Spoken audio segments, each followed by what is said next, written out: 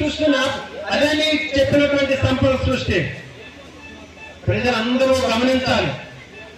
ఇలాంటి మోసపూరితమైనటువంటి హామీల్ని ఏ రకంగా అయితే చంద్రబాబు నాయుడు ప్రజలను మోసం చేస్తున్నాడు, ఇవన్నీ మోసాలు కాదా చెప్పండి మనందరం.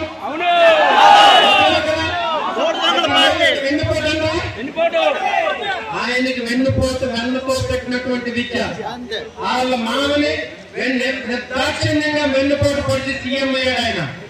ఈ రోజు రైతులకి, విద్యార్థులకి, వికలాంగులకి, యువకులకి, పేదలందరికీ వెన్నుపోటు పొడుస్తున్నటువంటి వ్యక్తి. దానికి పవన్ కళ్యాణ్ ఏంటంటే చంద్రబాబు నాయుడు గారు ఇంకా నారాయణ బయటికి రాకుండా తండాలు అనుకుని వెళ్ళిపోయిన వ్యక్తి పవన్ కళ్యాణ్. ఆయన పవన్ కళ్యాణ్ 100 మాటలు చెప్పాడు, 1000 దగ్గరలో పేలాపలు పేరాడు. ఆయన మార్పుని ఒక్క పథకమైనా చెప్పమనండి, ఒక్కటైనా.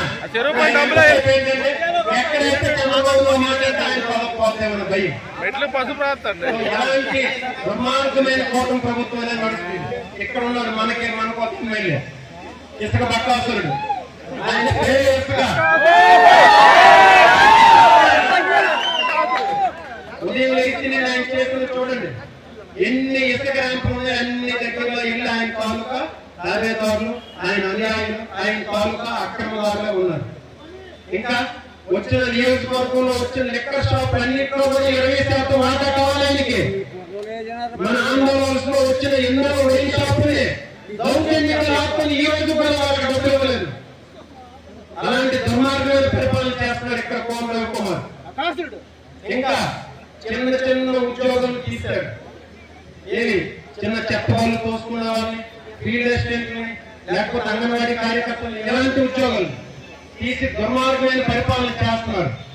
చేసి రోజుకి ₹1,00,00,000 ఇంటి దగ్గర లెక్క పెట్టకపోతే మరుసటి రోజు ప్రెస్టేషన్ వచ్చేది ఆయనకి. ₹1,00,00,000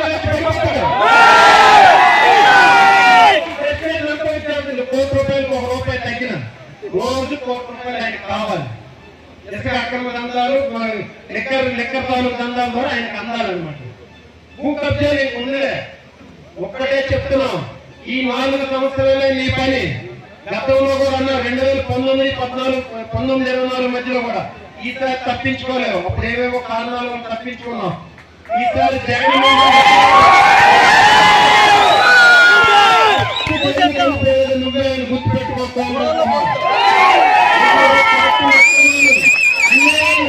ఏది ఉన్నాం అది గుర్తు పెట్టుకో. ఇంకా మా కార్యకర్తకి ఎవరికి ఇబ్బంది పెట్టినా, ఏ ఒక్క చిన్న ఊర్లో ఉన్న గ్రామస్తునికి ఇబ్బంది పెట్టినా రూపాయికి ₹10 వడ్డీ వేసి నువ్వు లెక్క పెట్టుకో. 4 సంవత్సరాలు అయినంత వరకే ఇది. ఆ తర్వాత ₹10 వడ్డీ వేసి చెల్లిస్తాం. ఎవరెవరైతే గ్రామాల్లో మామూలుగా నార్మల్గా అభివృద్ధి కోసం చేసుకుంటే తప్పులేదు. ఎవరైతే గ్రామాల్లో పార్టీ ఉందని చెప్పేసి రాలిపోతున్నారో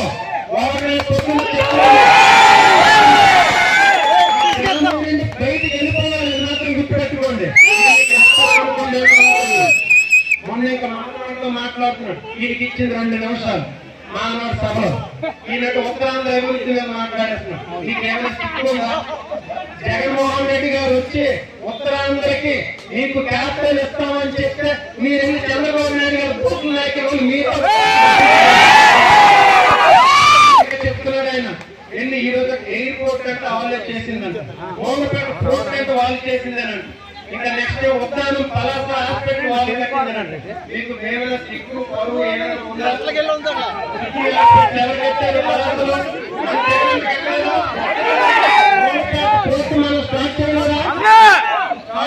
మనం స్టార్ట్ చేసి south west breakwaters already కట్టేయడం అయిపోయింది. అయితే ఇక పొడగట్ల పైన ఫిషింగ్ హార్బర్ కట్టింది మనమే. ఇంకా ఇంకోటి చెప్తున్నాడు ఆయన, ఏంటంటే ఎయిర్పోర్ట్ అని. ఎయిర్పోర్ట్ విషయంలో 2014-19 మధ్యలో కేంద్ర ప్రభుత్వం శాంక్షన్ చేస్తే వాళ్ళకి ల్యాండ్ ఎక్విజిషన్ చేసి కోర్టు తీర్పులు క్లీన్ చేసుకునే నిస్సహాయం వాళ్ళు చేతకాని ప్రభుత్వం వాళ్ళది. జగన్మోహన్ రెడ్డి గారు వచ్చిన తర్వాత వాళ్ళకి సరైన కాంపన్సేషన్ పెట్టి కోర్టు తీర్పులన్నీ క్లియర్ చేసి ఈ రోజు జీఎంఆర్ని తీసుకెళ్లి దాన్ని అప్పచెప్పారు. జీఎంఆర్ ఏం చేస్తారు? బ్యాంక్ దగ్గర లోన్ తెచ్చి వాళ్ళు కన్స్ట్రక్షన్ చేస్తారు. ఇప్పుడు ఏం చేస్తారంటే కోర్టు వేసుకోండి, కోర్టులు ఇది ఆ ఎయిర్పోర్ట్ కట్ట మీకు ఏం సంబంధం? అక్కడ కట్టిన తర్వాత వెళ్ళి ఇనాగ్రేషన్ వెళ్ళాలి, లేకపోతే మీకు సంబంధమే లేదు. జిఎంఆర్ బ్యాంక్ లోన్ వస్తే ఆ లోన్ తగ్గట్టు మీరు కట్టుకోవాలి. ఇలా చెప్తున్నాడు అనమాట. ఇంకొక మాట అన్నారు లాస్ట్ లో, మీరు విన్నారో లేదో, కోనరావు కుమార్ పెట్టే చంద్రబాబు నాయుడు గారికి ఒక రిక్వెస్ట్ చేస్తున్నాను ఈ సభ వేదిక. అంటే నేను అనుకున్నాను ఏదో పెద్ద ప్రాజెక్ట్ ఇచ్చేస్తాను ఇక్కడ. ఆయన అడిగింది ఏంటి, శ్రీకాకుళం జిల్లాలో మహానాడు జరపాలట. అది ఆయన అడిగింది. మహానాడు జరిగితే శ్రీకాకుళం జిల్లా వస్తుందా అన్నాను. అభివృద్ధి చేయాలి. ఏంటి అభివృద్ధి? 32,000 కోట్ల నుంచి తమిళ ప్రోగ్రాం చేస్తున్నావు. ఏంటి ఎక్కడి అభివృద్ధి? లాజిస్టిక్ హబ్ చేస్తున్నావు. ఏంటి ఏపీఎస్సీ ఇండస్ట్రియల్ పార్క్ పెడతానన్నావు. ఏంటి నెక్స్ట్ నది అనుసంధానం చేసి ప్రతి ఎకరాకి నీరు ఇచ్చేస్తున్నావు. ఏది నువ్వు ఇంతకు ముందు ఎవరికో డమాబూసులు అనేవాళ్ళు, కానీ ఇప్పుడు నీ టీడీపీ కార్యకర్తలు నీకు డబుల్ డమాబూసులు. అది కాబట్టి మీరు చెప్పిన మోసాలు జనానికి ఇప్పుడు నమ్మే పరిస్థితిలో లేరు. మనందరం ఒక దాటి మీద ఉంటే ఏదైనా సమస్య వస్తే అందరం ధైర్యంగా ఎదుర్కొన్నాం.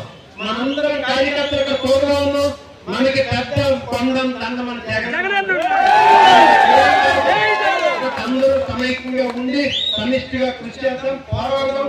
ఏం పోదు, మేమందరం మీకు తోడుగా ఉన్నాం. ఏమందరూ సంకోచించకండి. ఈ రోజు ఇంత పెద్ద కార్యక్రమం చేస్తాం.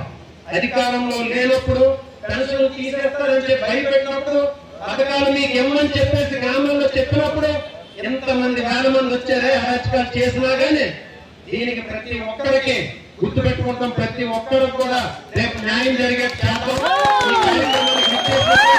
ప్రతి ఒక్క కార్యకర్తకి, నాయకుడికి, జగన్ నిర్మాణానికి అందరికీ నా హృదయపూర్వక, అలాగే ప్రెస్ మీడియా వాళ్ళకి సహకరించే వాళ్ళు, పోలీస్ డిపార్ట్మెంట్ వాళ్ళకి అందరికీ నా హృదయపూర్వక